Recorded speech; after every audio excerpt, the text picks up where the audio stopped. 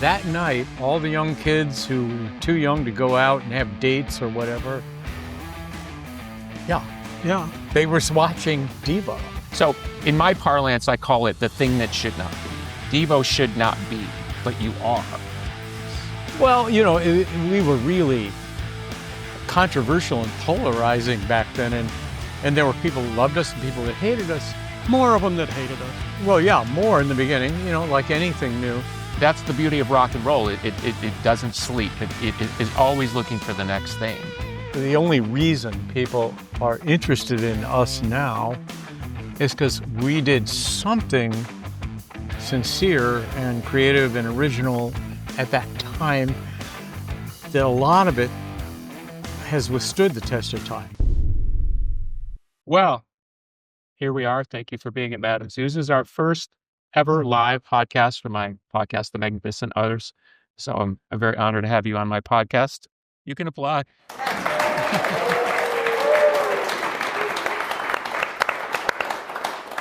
It's hard to get people to visit, and And this is the first time I've met you in person. yes, ever. we played together in about 2007 in That's right. Kentucky. They kept us apart, though. Well, you know, despite your sort of egalitarian profile, you know, it was like, don't go near them, don't talk to them, don't look at them in the eye. You could catch something. Who said that? Some guy wearing a flower pot. Yeah, Yeah. that's the problem. Yeah. Okay, so let's jump in. So I know where you were October 14th, 1978. Do you remember? October 14th. That's what it said. Oh, I remember the 17th, Saturday Night Live. Yes. Yes. Yeah. Maybe I have the date wrong. It was all right. Somewhere around there. Close. Okay, I'll go with you because you were there. October 17, 1978, Saturday Night Live. You played two songs, Satisfaction and Jaco Como. Yeah. And the reason I want to start here is because my father was a musician, hated pretty much everyone, maybe outside of Sly Stone or something. And I didn't have a bedtime when I was a kid, so I would have been, at this point, 11 years old. And I heard my father howling with laughter and glee from the other room. Oh, okay. And I walked in because I couldn't understand the whatever he was laughing at, but it wasn't laughter and mockery. It was like he couldn't believe what he was seeing. Exactly. And I came in, and we had the little roller TV on, color TV in the kitchen, and he pointed at the TV and said, "You have to watch this." Oh, And that was the first time He was I a ever good saw dad. yeah. You know, the most common story we get is, I watched you guys on Saturday Night Live, and it scared the shit out of me. Oh, really? Yeah, we get that. Yeah, nobody believed it was real. I remember people telling me, did Lorne Michaels and those people, did they speed up the video? And I go, well, they couldn't because it was live. And they go, how did you guys do that? Well, what was strange for me was I was used to my father pointing at the television saying, "I hate this, I hate," because he was a musician. And it was always bad, bad, bad, worse, bad. He can't sing, she can't dance. And I couldn't quite at that moment, now it makes sense to me, understand what he saw in it because it was so different.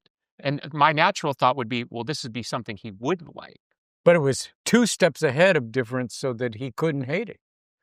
No, I think he immediately got what you were doing. Yeah. Now, he was a stoner, so that might have contributed. No, there were people like my parents who were just like your dad about everything. But when they saw the Beatles, it kind of stunned them. They weren't That's what I'm saying. able- He had yes. He had they this weren't kind able of. to process it. It was sort of like, this is so awesome. What is this? Yeah. So Yeah. Until then, it was all terrible, stupid. did you feel the effect of that performance or that appearance immediately? Was that apparent to you from the inside? Pretty much overnight. Yeah. We changed our venues. We were in the middle of a tour, and our venues all changed. You went up to Yeah, the level. We went up a step. Yeah, because you got to remember the viewership then. There were only 3 channels, right? I- National TV channels. Everybody had common experiences. And Saturday Night Live was this revolutionary thing. And on any given night, they had about a 15 million share, 15 million viewers. And so that night, all the young kids who were too young to go out and have dates or whatever, they were watching Devo. Yeah, fantastic. College students, everybody watched SNL. It was a phenomena. Did you get any kind of, not I want to say media kickback, but like, did the hipsters decide they all liked you all of a sudden? Was there... Yes, the hipsters did, but not radio. Right. They all decided they hated us. Really? Yeah. Because it was... Pick your adjective. Well, we were trying to trick people into thinking it was rock and roll or something like that, and they didn't get at all what we were. Yeah. For the punters in the crowd, including me, give me your sort of general, because this was I bring this up because when I did start paying attention, which was immediately after that performance, I remember the first thing that hit me conceptually was the idea of de-evolution, and it was a big thing. So can you give me your kind of thumbnail on, because it obviously drove the philosophical underpinnings of the band, if that's a fair way. At that time, the thumbnail was that we didn't see evidence of evolution. We saw massive evidence of de-evolution in the culture. People less able to think logically, critically, more pronounced ability to just spout slogans back at you that they learned, and mass conformity that we were warning against. Well, thankfully, we course corrected, and now our country is... Yeah. It's all better now. What's frightening is not only were you right, I mean, it's the trend line has continued. Correct. That must strike you as some sort of irony. Well, we were hoping we were just paranoid, but it hasn't turned out that way. So we thought we were canaries in a coal mine and being kind of like snarky and student cool, but it's beyond idiocracy now. Yeah. Do you agree with that? If you could talk a little bit about the Dada influence on your thinking. Mm-hmm. We were at school, all of us, in the late 60s, early 70s, and we were really interested in all the art movements going on in Europe in the 20s and 30s. And I just remember wishing I could have been there then, back in the, there were the futurists in Italy that we didn't share their politics, but we loved their concept of music, where they thought that, current orchestras and the music that was available then didn't relate to our culture. And they said, for industrial society, you need new instruments. And they were experimenting with foghorns and clanging sounds and sirens. There was even that kind of early Dada film where it was trying to it was called something mechanical ballet. Oh, ballet mécanique. Ballet mécanique. Yeah, that influenced us a lot. I mean, even the outfits in that were geometric. Yeah. And okay. And so we liked that. So we were drawing pictures of how we imagined if we ever got to play a show somewhere. We'd dress in. We were drawing. Like geometric shaped outfits. Going back to American culture for a second, was, and I know this is a bit of a heady way to put it, but was your hope that American culture would be subverted and it would be replaced, or did you, in a way, wished it turned out to be the idealized sort of 50s version that we all talk about? No, you're right. Subversion's the word. Okay. We were trying to subvert in a creative way. Our whole existence was a creative response to horror and trauma. That's really what it was. Yeah. And we were just anti-stupid. Okay. It went beyond any kind of partisan thing, or it was about the duality of human nature being so flawed and so dangerous that what we saw was the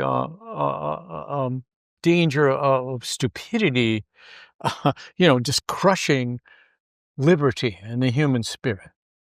And so we were being funny and creative. Yeah. And having fun. Did you hope with that subversion that it would be replaced by something, or was it sort of like, can we kind of reverse the trend line here? Well, we thought things were going to go differently than they did. We were paying attention to artists like Andy Warhol and other current, artists at the time that were just coming out, and they were like multimedia. They weren't just, I just do this, I just play one instrument, or I just do one kind of art.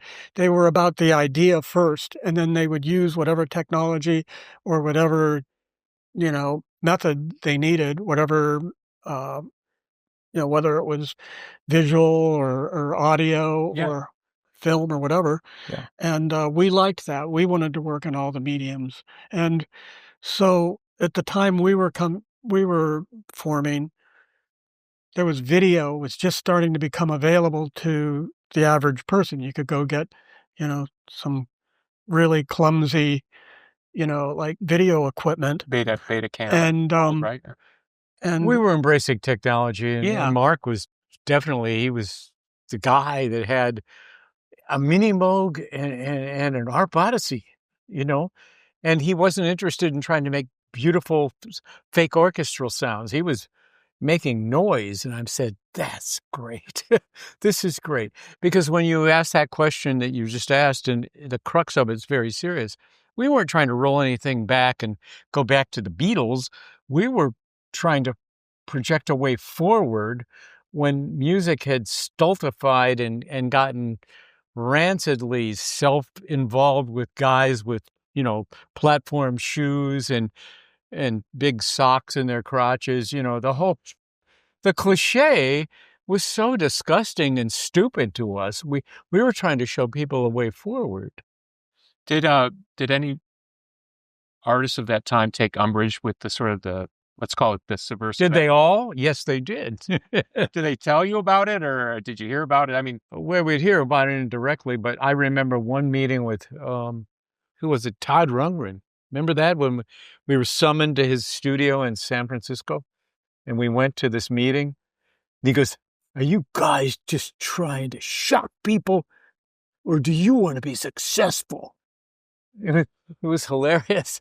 And we're like, it was like, this is 1977. And we're like, what? This is, well, we're doing what we do, Yeah. He was really upset. So he just wanted to talk to you? I mean, yeah. Well, I guess we were important enough on his radar to have him have to, like... Isn't it ironic then that he eventually had that hit about banging on a drum? I mean, it could have, it's a message that could have come out of Devo, right? This idea. Yeah, that's true. It's kind of an idea of erasure, and I just need to bang on the drum to be happy, So they all come around eventually. I'm glad you remember that. I'm not sure who said it, but it was in your documentary. The quote was, "We're not cynical, we just watch the news." Absolutely. Can you point to some of the cultural forces at the time of the band's? I know the formation, it didn't happen overnight. Ringing Up Saturday Night Live is nice, but there was this formative years before that. It's like, was there?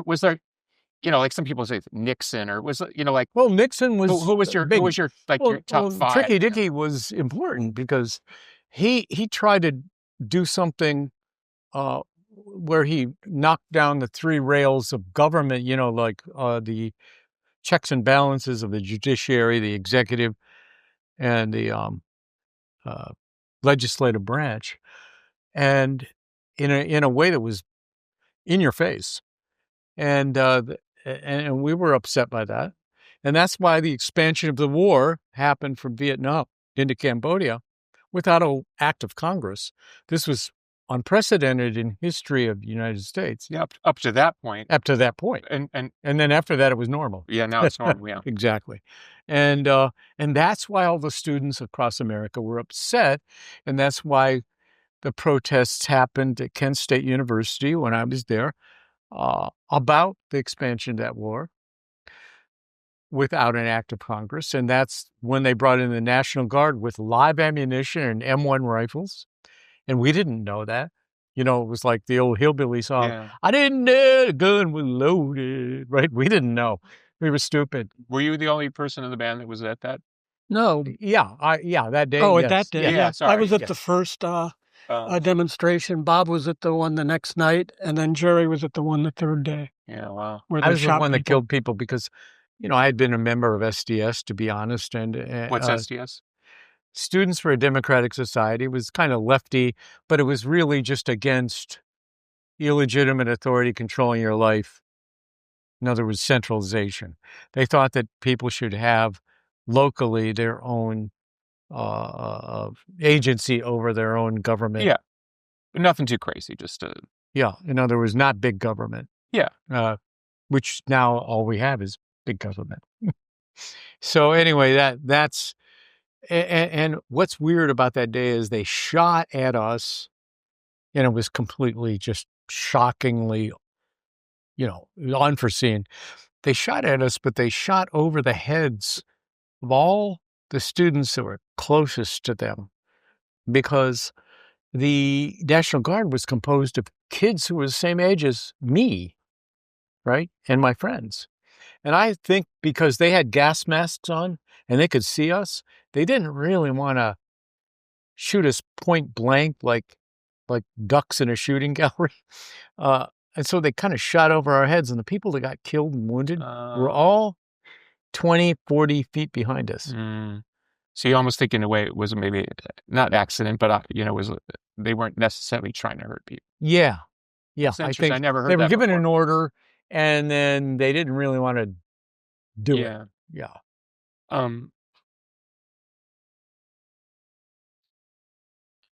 I'm struck looking at your long partnership, if that's even a fair word, that you had such a unique trust with each other. It really comes across to me when I watch your performances.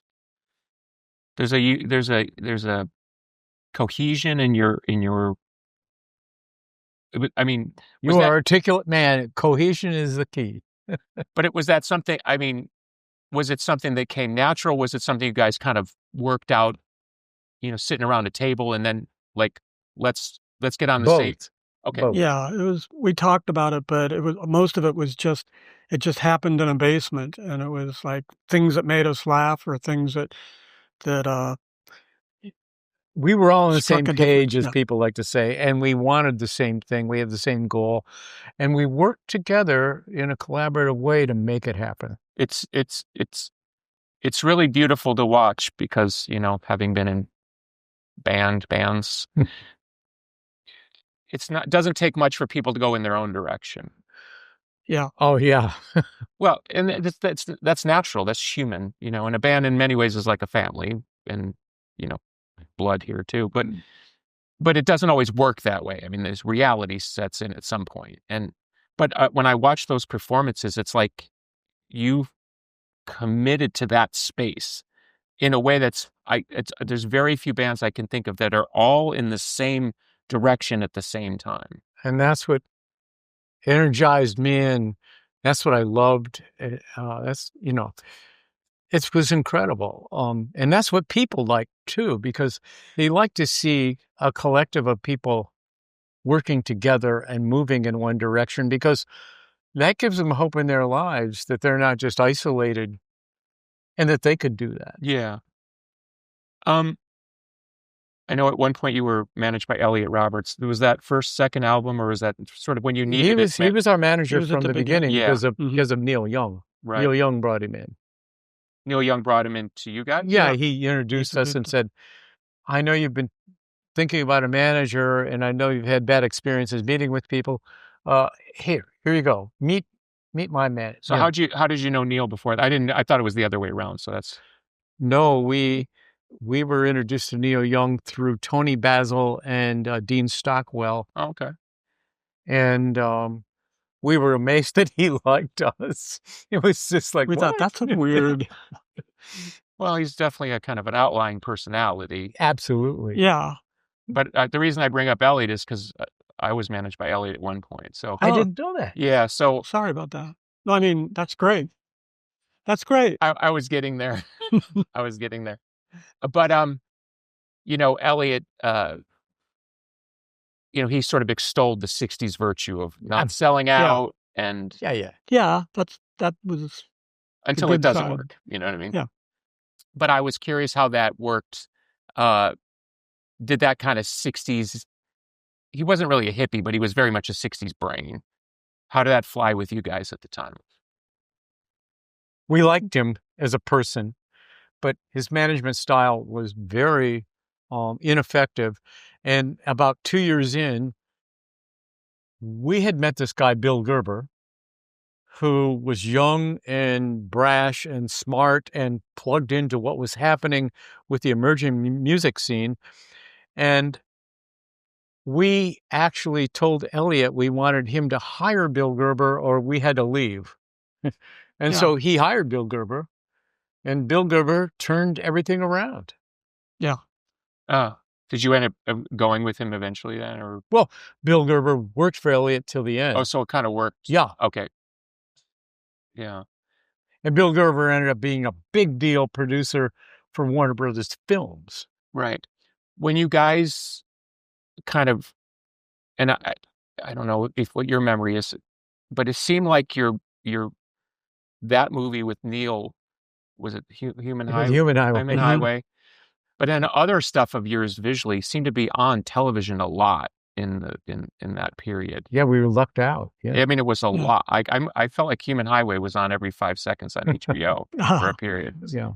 But what was your thought of working with Neil so publicly? Did you sort of see it as an alliance, or it was fun, or? It was a wonderful anomaly. Mm. I mean, we liked Neil personally. We couldn't believe it. He's not the grandfather of granola rock. This guy's whacked out. And he was so youthful in his thoughts, right? He was so curious. And you could see him like being energized by our aesthetic. Yeah, I liked his filmmaking better than his music, actually, because I liked his style it was kind of like Robert Downey Sr. It was impromptu, on the street stuff where he wasn't afraid to just shoot things and let them happen and then turn that into a movie. And it was kind of Dada. Yeah. Did you ever put together, Mr. Soul is basically Satisfaction in reverse. Did you know that? No. Let me think about that. My take, and I don't know it for a fact, Mr. Soul is Neil's piss take on Satisfaction. Oh, it's the riff in reverse, and if you listen to the lyrics, he's kind of making fun of the Stones. Wow. Dang, now I gotta go listen to the song, yeah. Not bad, right? Yeah, our thing with Satisfaction is it was 1974, it was like 10 years after Satisfaction was first came out. Yes. And I remember thinking, well, rock and roll's over now, so what's the new sound? And so we took Satisfaction and created our version of it 10 years later because we thought it was the best rock and roll song that was ever made. I thought Satisfaction was the most incredible, like, definitive rock and roll moment. Well, even the lyrics are sort of anti-commercialism in their own kind of weird way. And the guitar riff that has 3 notes up and the bass is going 4 notes and they clash each time they play them. That was like a Devo thing. That was great. Yeah, I just had this meta thing of like Neil's piss take on it, your piss take on it, and then you guys working with Neil. I guess it's karmic. Maybe. Yeah. So, did you stay with Elliot through the? We stayed with Elliot till the end. Oh, okay. Yeah, I fired Elliot. I understand that. Yeah. And he was very mad at me for firing him. It was kind of like, how dare you fire me? I'm Elliot Roberts. Yeah, pretty much. And I tried to, because I liked him very much personally. He was a great person. And I remember we went to England and played our first shows. We were playing our first shows after our we recorded our album before. While we were recording our first album, singles that we had released with Stiff Records were charting, and they were going #1 in different countries. And somebody showed us that, and they were like, "Hey, you got to come play a few shows in England before you go back." So we did.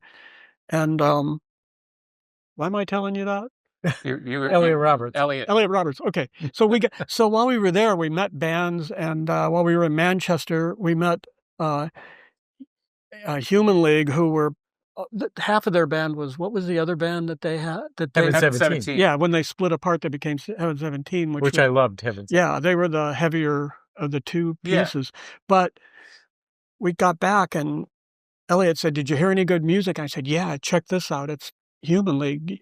And the next day he goes, "If that music is ever a hit, I'll eat my hat."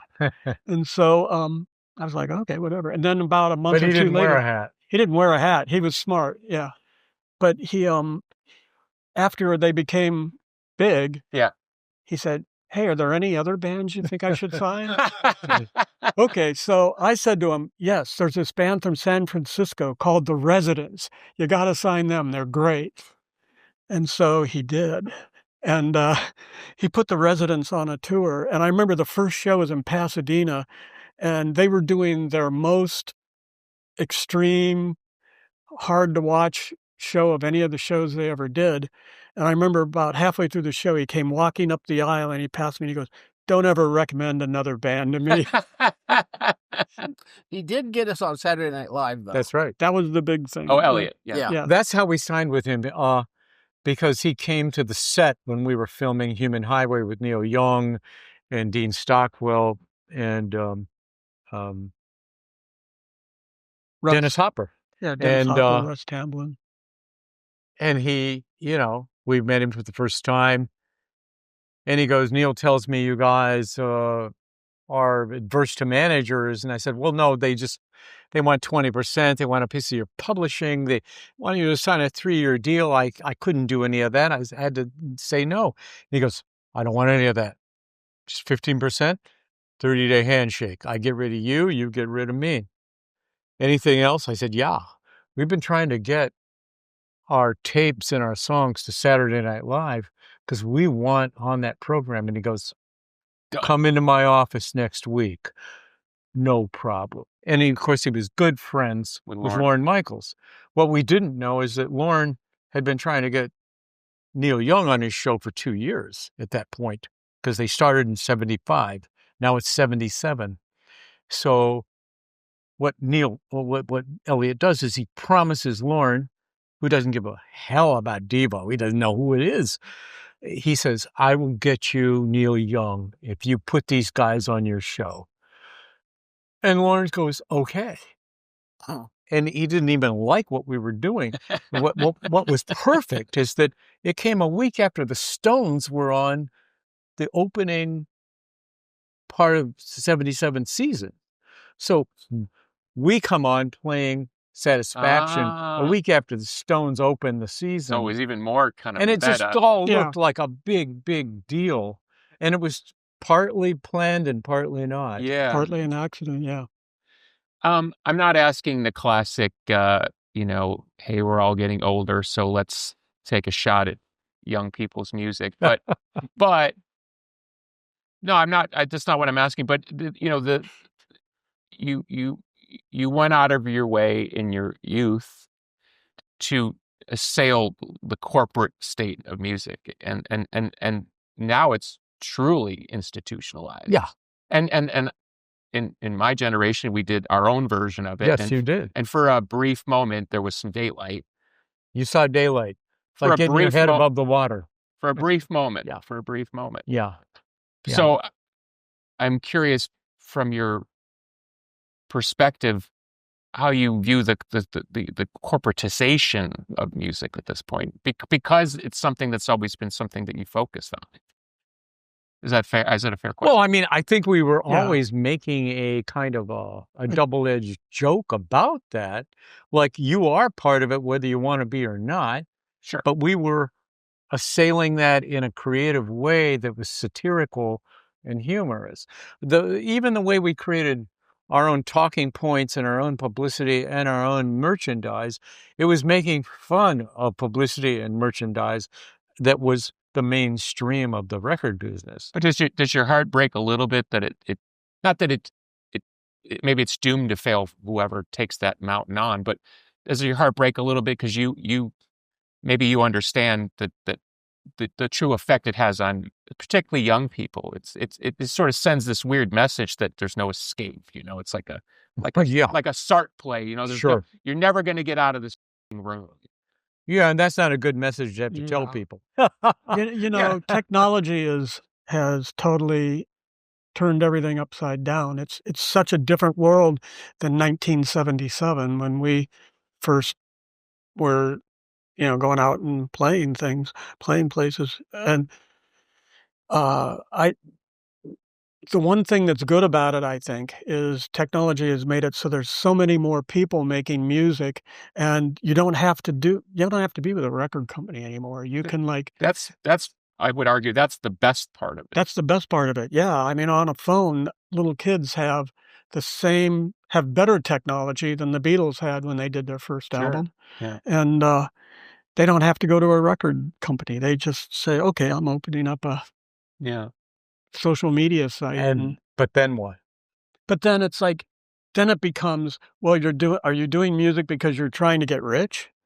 And then that's different than if you're doing music because you love it. Well, and if you're doing music because you love it, there's a lot more people doing that now, and I think that's great. Yeah. And so I hear music, my kids, people, everybody, they play me things that surprise me, and I go, "Oh, that sounds great. I never heard that before." Yeah. But you don't have a radio. It's not the same thing as when there were 20 songs. I mean, I think the only reason people are interested in us now is because we did something sincere and creative and original at that time that a lot of it has withstood the test of time. There's a kernel of validity, and they're excited by that. They're certainly not excited by watching septuagenarians play on stage, except that they can still do it. It's like, they're like, look at that. This could be the last one. Those guys are doing it.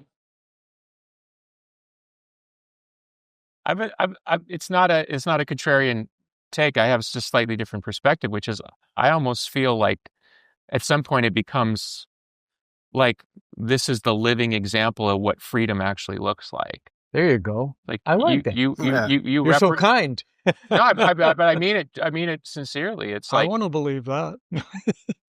No, but I think the freedom of choice. But I'm saying it becomes more and more rare that there is something that is actually free. Clearly. So in that sense, it is truly rare. And I say this as somebody who's been listening to you since 1978, right?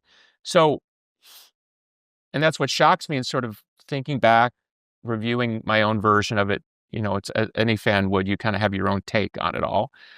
And then watching the documentary, I was like, wow, what they were saying and what they were after in sort of more of a global sense of the word, it feels even more relevant now. And at the time it felt really relevant.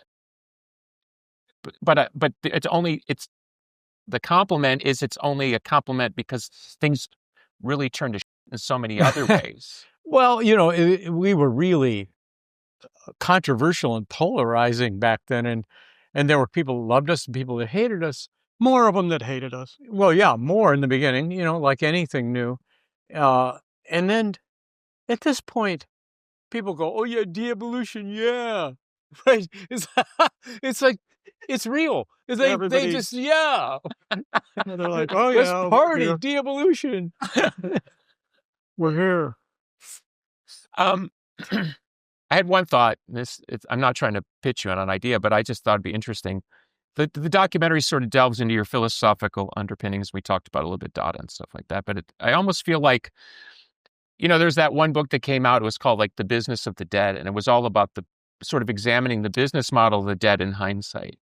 I almost feel it'd be interesting to read a book about how your philosophical unity and what you developed and is still poignantly present, even just talking to you, it'd almost be interesting to actually sort of go down those rabbit holes, right? Because that would be great, because it wasn't cynical, and it wasn't like planned in a self-conscious way, because there were no words, as there was no such thing. People didn't talk about the brand in music. They didn't talk about that came later, yeah. You know, right.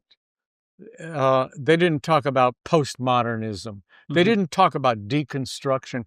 That's all those things we were doing, and we were self-branded in a real way, and we were deconstructing music. And so in retrospect, the things we did right are the only reasons we're even here tonight and you're talking to us.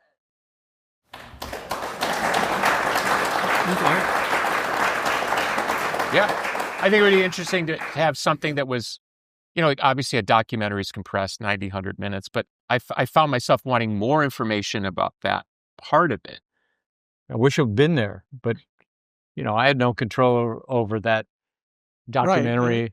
And they got somewhere around 90 minutes, you got to start reeling them in anyhow. Yeah, this is the modern dopamine clock. It isn't like we didn't talk about that. It isn't like we didn't on camera have interviews about. Yeah, I know you have your own YouTube channel too. I found that looking around, which is cool. And that hasn't even been exploited at all yet, except for interviews about the restoration of our music videos, which is a nice start. But I think young people, and I don't know, anybody under 40 is to me is young at this point. But it's like I think a young artist class would benefit, just like it would be reading about Picasso or Man Ray would benefit from your philosophical take, because we have all that information from those great surrealists, what they were thinking. And we have a potential platform to do that.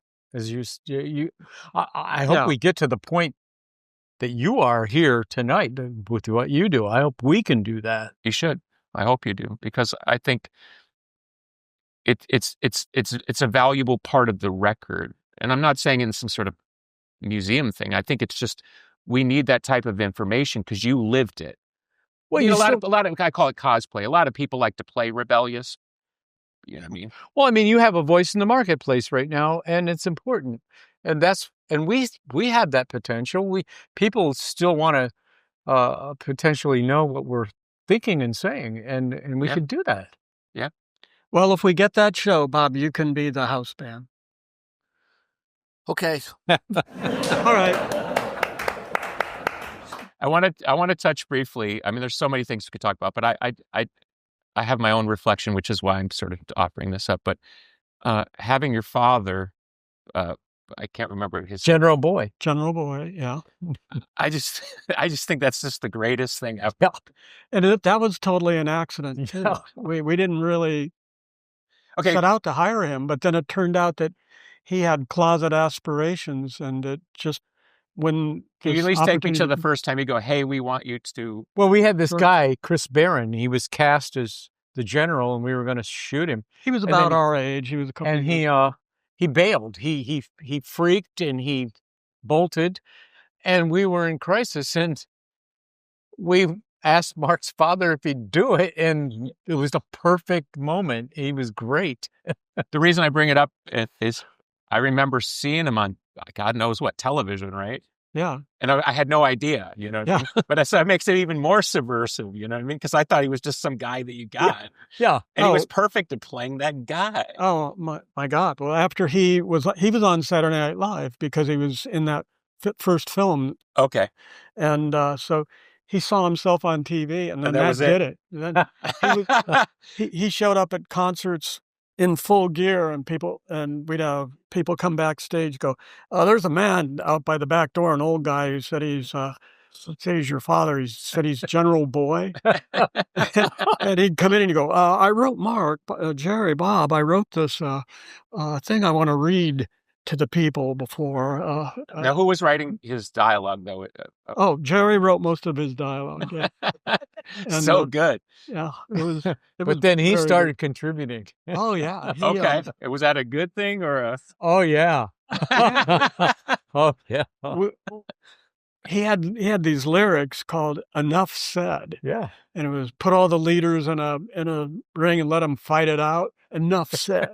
And we thought, oh my God, these are so Devo that we made a song out of it. Really? And then that changed. Well, the apple doesn't fall far from the Yeah. tree. Yeah. Then it just went even one step deeper with him, and he found a band in Akron that were like a country western band or Yes. something. Yeah, and he started getting them to take his lyrics and write music to it, and then he was sending us that stuff. And we were like, "Oh man, there really should be a General Boy album." It's like it's shocking that we didn't do that, but could happen. You never know. God bless. I just have such a fond memory of just like, because you would bring in these, obviously there'd be, the bougie, it's like these other characters were part of your self-created world. And he was this outlying force. So the fact that he was a family member to me just makes it such. Well, we were making fun of patriarchal figures, that we grew up with. Well, we all grew up with that guy. That guy in the 50s and 60s that knew everything. And had been in the war. And yeah.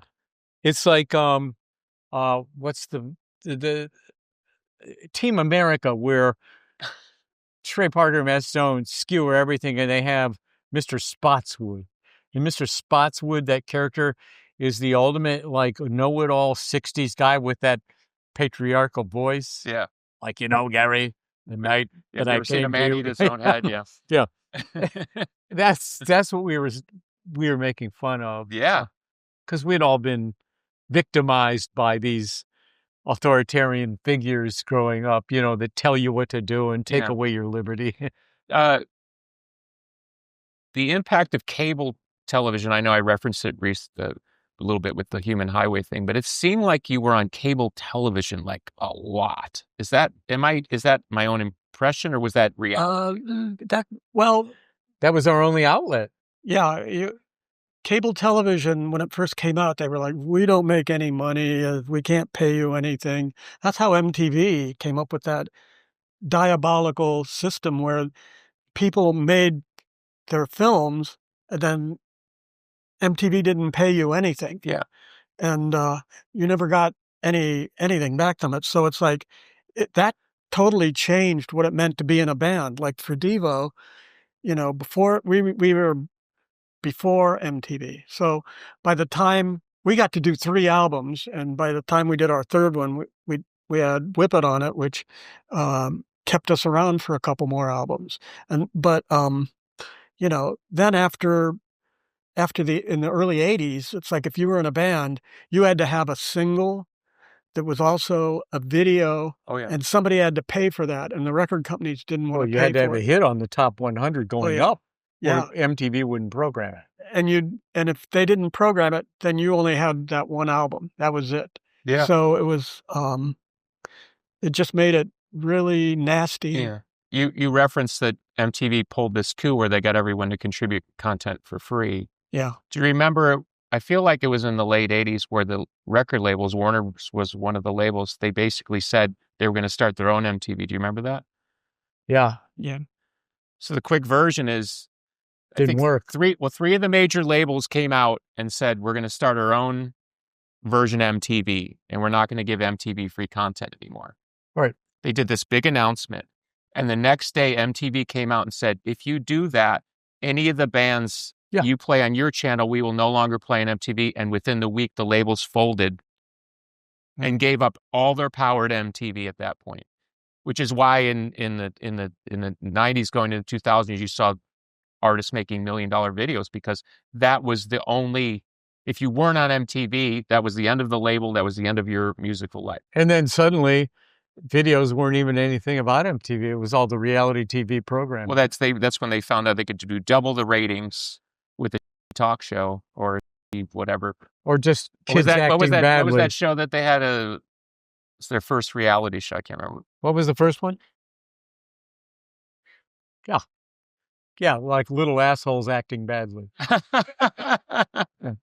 Tell me how you really feel. Well, I mean, it was even. It was like dumb. Here you go. It's like, yeah, I'm that dumb. I love this show. It's a general question, but just because, as I said before, when you would present yourself live is what comes to mind, because was my way I interface with you. I'd see you. Well, that's the most control you have, right? Well, I'd see on Fridays. I remember that was that one time where you're doing it was like the treadmills. Yeah. So I was thought this is so brilliant. It's like that stuff really still sticks with me. Okay, go. Well, they're mad at me. We don't want to talk about that. That band got mad at me because they were one of the first bands to figure out that they could use YouTube as a marketing thing. And they had that video, was like one of the first music videos that went viral. Yeah.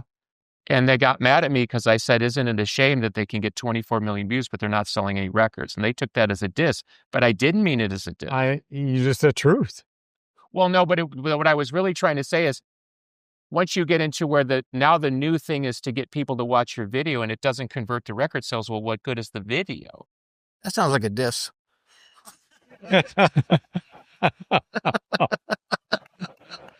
I might be wrong. Well, I have this other thing of questions here just for you. But I was going to say anything, but take me a little bit through, because again, when I'd see you would present as maybe it's a very Devo word, organism. You came across as a singular organism. That was a good idea. Okay, We tried. So how did it work? How does that work in band practice or in the studio? Was there something that I'm missing? Were you as aligned in that way, or was it a bit of a scrum behind the scenes? No, for a long time it was real. Yeah. A matter of fact, it's like people like Brian Eno. I've heard him say they were the hardest band I ever tried to produce. They were too intense. And I do remember him and David Bowie would wait till we left the studio, and then they'd record extra tracks onto our phone. But we already knew what we wanted. I'd already mixed all of our music and all we wanted to do was have a professional quality version of what we had. We weren't looking for them to change it.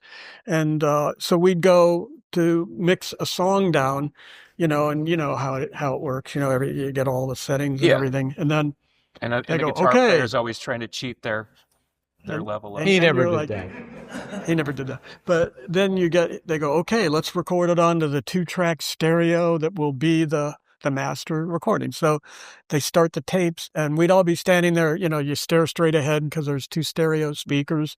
And I remember reaching up and going like this on the Bowie and the Eno tracks. And out of the side, I'd see Eno go like that and look at me, and I'd just pretend I didn't see him. And we'd record the song, and he didn't know how to deal with it. He just we just said, okay, that was it. And we all shake hands and high five. Have you ever gone back to sort of revisit their musical contribution? Yeah. I kept all of the 24-track masters, and we were transferring them. And I had forgotten there were all these tracks. I'm looking at this beautiful Brian Eno handwriting because it was before automation.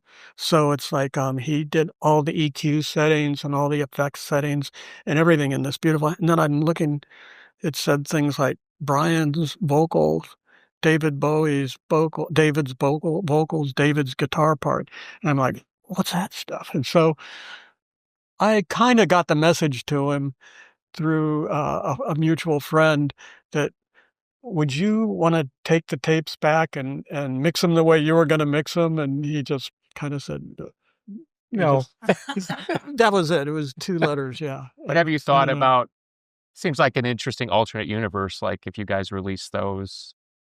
We could do it. I don't think it'd be different enough. I mean, Brian had moved on from the guy that we loved in Roxy Music with the boas and the makeup. And he had become this English gentleman that was totally Zenned out. He was into Zen. He had created the Bleak strategies, and he'd make us actually take the cards in the I don't studio. know. Yeah, he did that. Then we kind of made fun of it, and we would like, well, because we were Dada, and we were, we were already there. Yeah, we were disrespectful of everything on some level. Okay, that's shocking to me, but Well, I remember he had this one deck there was like his deck of oblique strategies, but there was all, and he was like trying to give them to us. But I remember one day before he got in, where we recorded was at Connie Plank's studio in Neunkirchen, Germany. And it was a studio that Eno liked a lot. And but the recording studio was in a converted pigsty. And It was a barn. It was a barn, and there were like sheep outside and things like that. But I remember there was one blank card in the oblique strategies, like, aha, oh, there's nothing on. And so I drew a rat and I put it on the card and I put it in one of the rat traps that were in the room. And I kept waiting for him to see it, and he wasn't seeing it. And I go, what's that, Brian? And he looks over and he sees it, and I think it was his special oblique strategies, because he looked at it and he was just totally glum, and he didn't really like. And I just felt like he felt attacked. He felt disrespected, and I felt like I wish I wouldn't have done that. And it was unfortunate because we loved the guy. We really liked him. It's just that he had moved on and was trying to add beauty to our sound when we were stridently He put some weird industrial. stuff in it, though. Like in Too Much Paranoia. Well, that thing on. He did something with an even. And we included those things. We included those. He does some great stuff, and he sings harmonies on Uncontrollable Urge. He's there. Yeah. And I do got to say this about him. He really helped me figure out what I wanted to do on synths, because of a Roxy Music song that was, I think Roxy Music's first album was their best, and Brian wrote these incredible lyrics, but there was a song that was kind of like a throwaway called Editions of You. Yeah. And, it's like kind of a whatever. It sounds like it was like I don't know, like a show tune or something, and they're going through, and then everybody takes a solo, the sax player, the guitar player, and then the synth player does, and he did a solo that when I heard it, I said, that's the way things are going to go. It's brilliant. It was like this incredible sort of atonal type approach, or yeah, it's amazing. You got to go listen to that song. And soaring and bent. There's nothing but bent notes in it. And that's why when people said, who would you want to have produce you? And we didn't know what that even meant. And we'd go, Brian Eno or Devo Bowie. And then they both. Yeah, and watching the documentary, it struck me that he was obviously struggling with producing you. At least that seemed to be Well, he hadn't been the big-time producer that he became. Yeah, but I think the reason I say that I found it interesting was, here's somebody who was part of it reminds me of some of the struggles in the Dada movement. Like, somebody would have a breakthrough, and he was part of the team that had a breakthrough. And then the next person that would come along and have a breakthrough, somebody would argue and say, no, that's the wrong type of breakthrough. Yeah, well, that's what happened. There was some of that, yeah. Yeah, I mean, like people talk about Elvis being the seminal breakthrough moment, 56. Sure. By 63, it's like he's done. His yawn, and Yeah. here come the Beatles. It's like, He's done. that's the beauty of rock and roll. It doesn't sleep. It is always looking for the next thing. Yep. So that was observation. Yeah.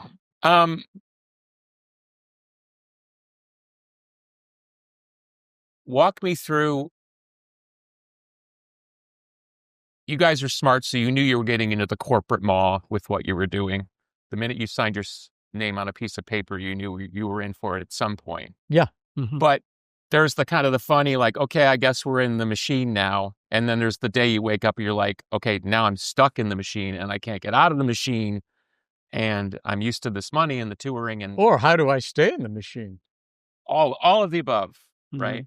So how did that work with you internally? Because at least in the documentary, it seems to intimate that it kind of not broke the spirit, but it kind of took a bit of the wind out of your sails. Is that accurate? Yeah, it's just conveniently chopped up and ended like we didn't continue, and then it's in a lockbox, and we never did something for everybody, and that we're not moving forward now. It's just like, yeah, here it is. I guess it's not revisionist. It's just take me back to that moment, because it's I don't know. It's like that poem. If you love something, set it free. And the butterfly. You guys were butterfly. You were free in so many ways that so few bands ever are. Mhm. But you were signed to a label in a time when there wasn't a lot, you couldn't put your stuff on SoundCloud. The first 3 albums in some ways were so much easier than the other ones. I mean, we recorded the first 2 out. We wrote the first 2 albums in Akron, Ohio, and we wrote the third one in Hollywood. But at that point, they had just the label pretty much had written us off as just weirdos that we signed because of Bowie and Eno. They talked us into it, and it was after the third album. The third album had "Whip It" on it. Keep going. Okay. He knows the story. So it was after the third one. Maybe he's overwhelmed, because this is Yes, this is it's kind where of it a touchy happens. It's subject. like we were in a scenario where we went in to do our fourth album. We were writing it and we were working on it, and there would be people from the record company coming in and popping their heads in the door and going, "Hey, how you doing?" And we'd go, "Oh, we're doing fine." And they'd never shown up before. I mean, I remember we played the Forum and there were people from Warner Brothers who said, "I didn't even know you were on our label." It was that kind of a thing before that. And then after Whip It, they said, "Well, go ahead, good luck, but whatever you do another Whip It." And we're like, well, we never thought about music that way. It's like, You didn't even think of Whip It as a single when you wrote it. no, it was kind of responding to Thomas Pynchon, really. There was like in Gravity's Rainbow, there were this very serious story that's really complicated, and then somebody would be looking out the window and they'd be distracted by little kids playing a nursery rhyme game.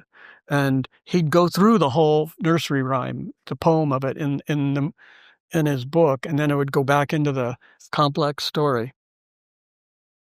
And then Jerry broke down in tears and he was sobbing and inconsolable. And that was the end of that. That's an amazing story. Yeah. I don't know what's being said here, but no, I apologize.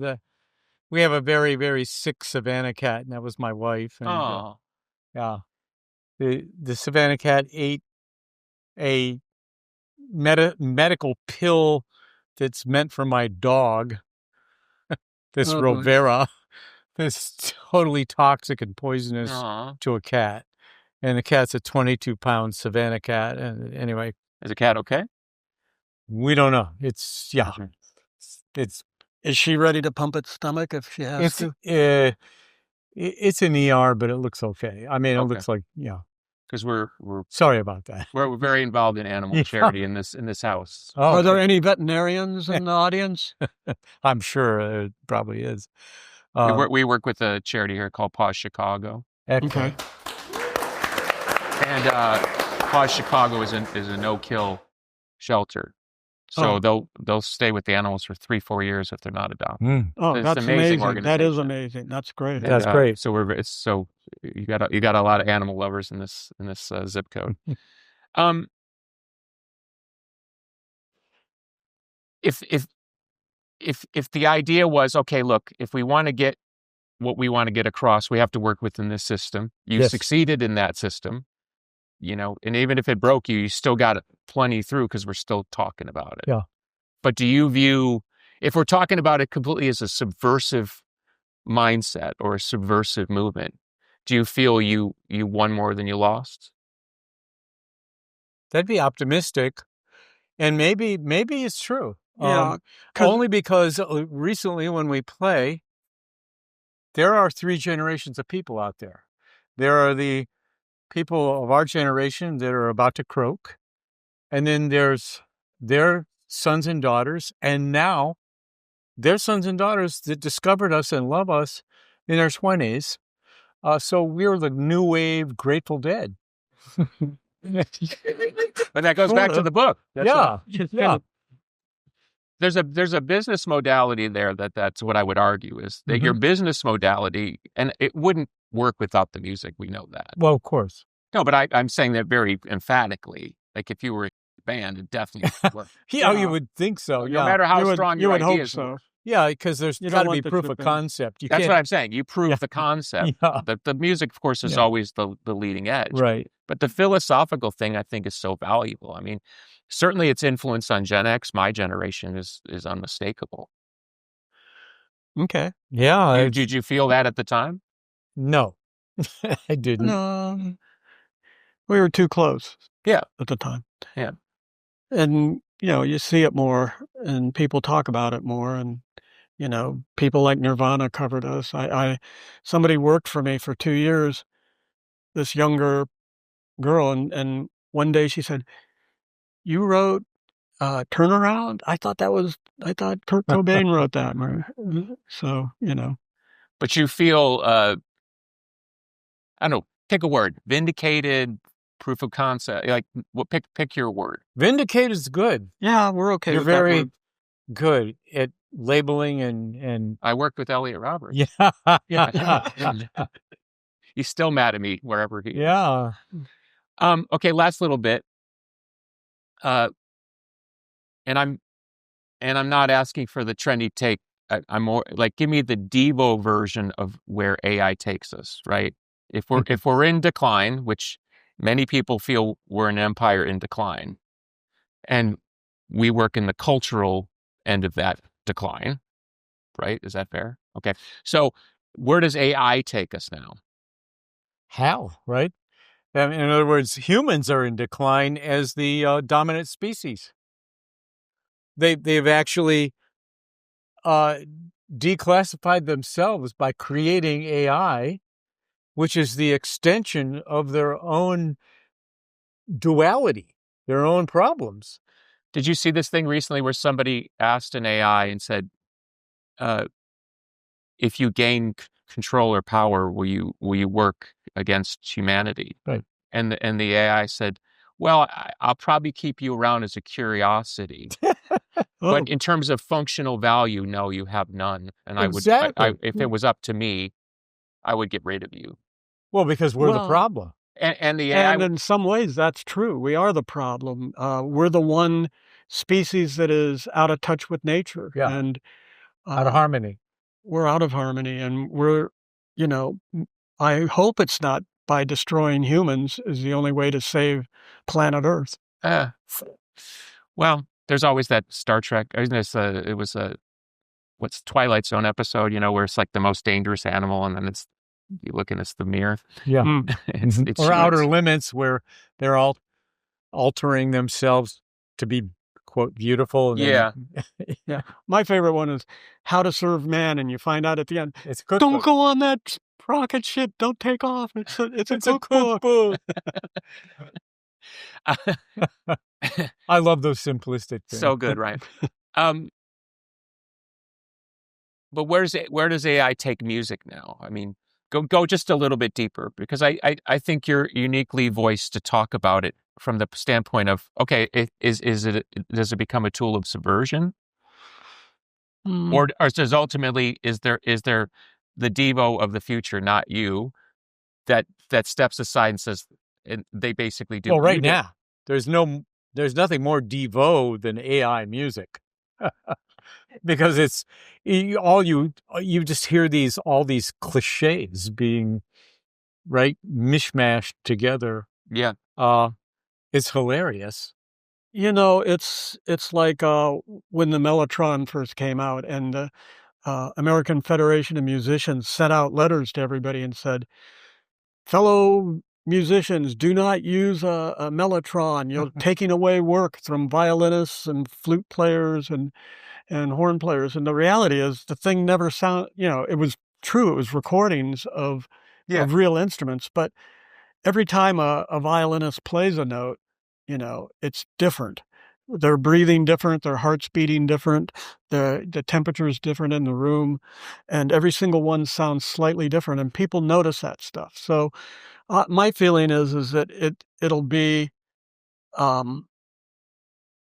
for a while it'll be, a novelty, and there will be ways to use it to give people more power that are writing music, for instance. On some level, are you still not? You're not. On some level, am I getting you right? You're still endorsing the human agency in this equation. Sounds like it. I am, yeah.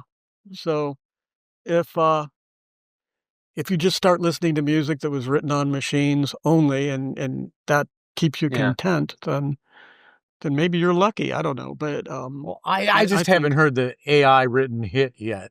But what happens when we do?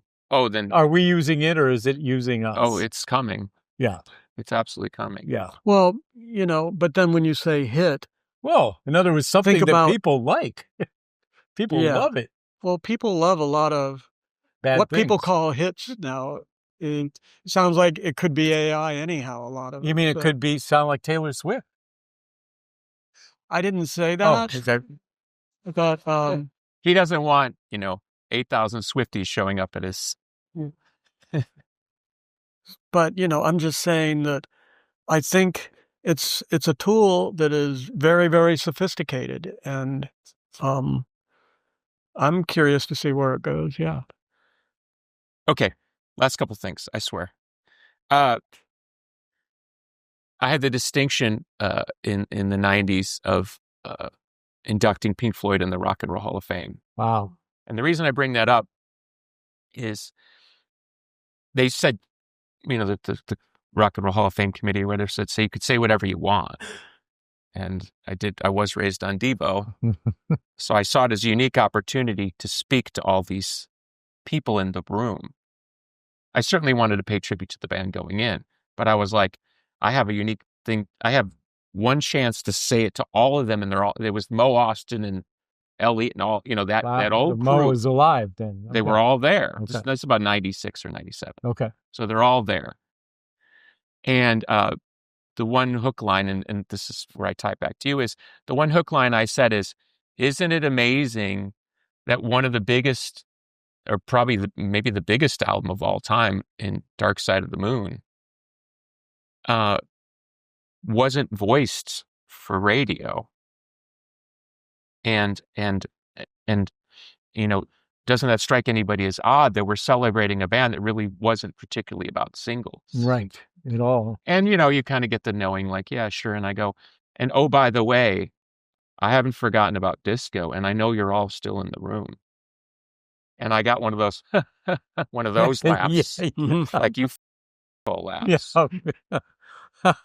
I love that. Because thank you, because it was such a rare moment to say, look, in my world, I grew up valuing this because it wasn't that thing. Right. And you're also the people that tried to cram all this plastic down my throat when I was a kid. And thank God I had bands like you to say, no, there is this other way of looking at this. So in my parlance, I call it the thing that should not be. Devo should not be, but you are. You broke through, you got through the wall or their magical land where everybody's perfect. And you did it with such grace. It's shocking to me. So thank you for that. How do you?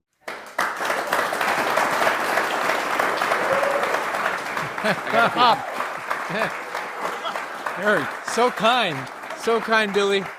You know what? I love that. We need somebody with a hillbilly voice, like as if they're in Deliverance, to go, Devo, you should not be. but you are. I know. But you are. Yeah. That's good. I love it. I think that's. I think you wrapped it up. Thank you. Do you have a good time?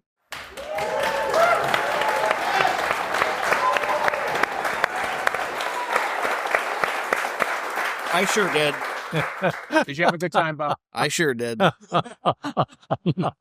Thank you, everybody. Thanks, guys.